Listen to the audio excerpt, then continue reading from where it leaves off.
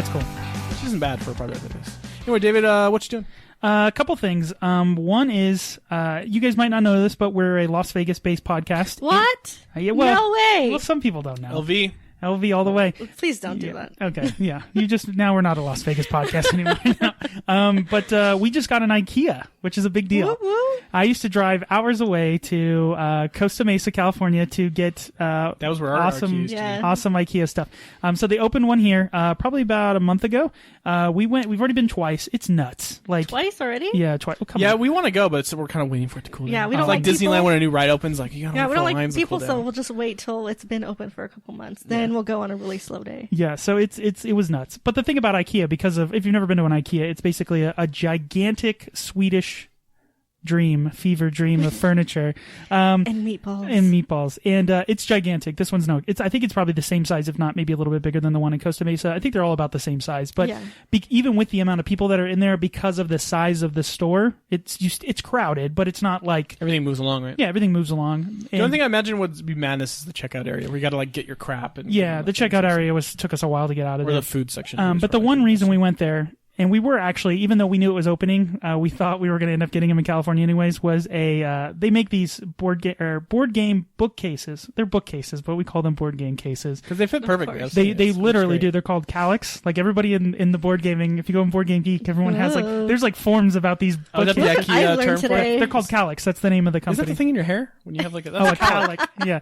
Or Calyx. That's what they're called. Calyx. I might get in trouble with my board game friend. So I had to house all of these board games. So we went and we bought like the biggest one you can get, and it didn't fit everything. So we went back. Get another.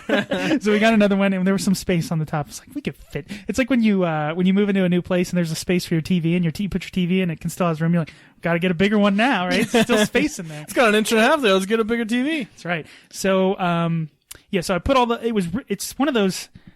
You don't know how many board games you have until you put a giant thing on your wall. Put them all together. Right? And it was funny when I put it all together. I was like, oh my god, this is gigantic. I'm gonna have like rows and columns empty. Nope. Well, because before your board games were scattered in like 3 or 4 different rooms in your house. Yeah, we used to joke about I was like in the laundry room. And there's always a board game in a room. So now couple in the car, couple in the kitchen. Well, you never know. If you get stranded. You never know. He's like, why didn't you have like jugs of water in your cabinets in your bathroom? But I assume there's a small card game in the medicine cabinet. Or Probably. Something That's funny. There's exploding kittens in here. Interesting. I'm just gonna play. So yeah, it was awesome putting that together, and then of course getting all that up there. It looks cool. It's one of those. It's eye catching when people come in, and it also makes, kind of sometimes, but it's also cool to kind of. There's some games that end up, when you have a collection of something, think of like games or music or whatever it may be. There's always stuff that's kind of popular, but you put it at the bottom for whatever reason. Think of a shirt in the back of your closet that you love, and then one day you finally like, let me go back there and see what that is, and you're like, oh my god, I love this shirt. There's less of that because all of them are on display at any time. So I can go, oh yeah, I want to play that. I haven't played that in forever. I love that game. So it does help in that respect. Sure, yeah. But the back to the IKEA experience. I love IKEA. Like, I don't know what it is about IKEA. Like, it's even down to like their shopping carts.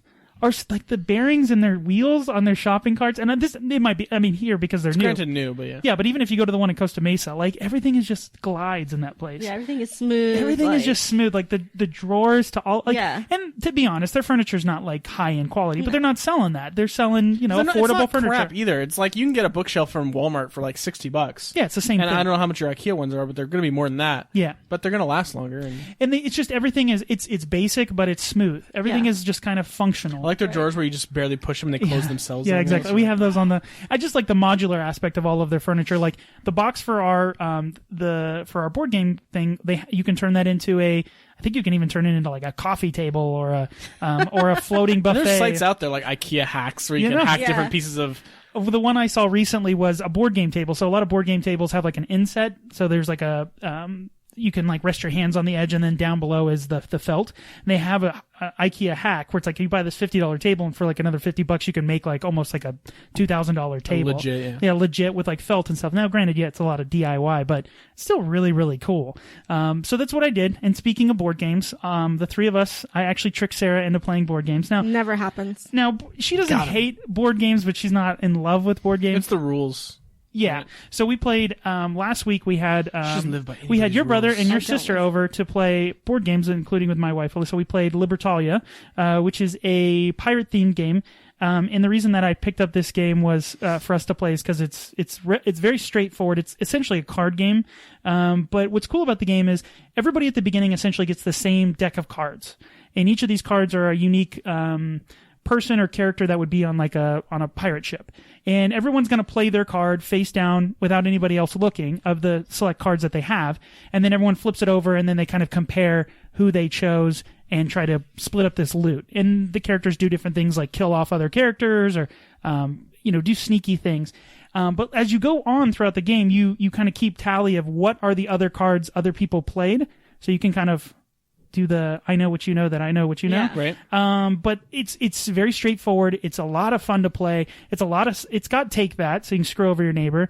But what's also cool is like each round, the next person in the game gets to pick the new cards to add to the deck of cards. So it's a lot of choice. It's just a lot of fun. And of course it's pirate themed, so you can't beat that, man. Pirate theme. Anything pirate theme is great. I know. I'm such a sucker for pirates. I know. I told her, I was like, wait, you play board games? She's like, I was like, I have a pirate game. She's like, okay, I'm listening. I was like, we'll get some rum out. It'll be great.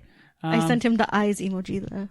Like, but yeah, I have other pirate games. That one I like because there's not enough games in my opinion that fit that really nice window between like, I can explain the rules in 15 minutes and after the first turn, everyone gets it. You know what I mean? Like, there's so many games that are like, we play that we love, right?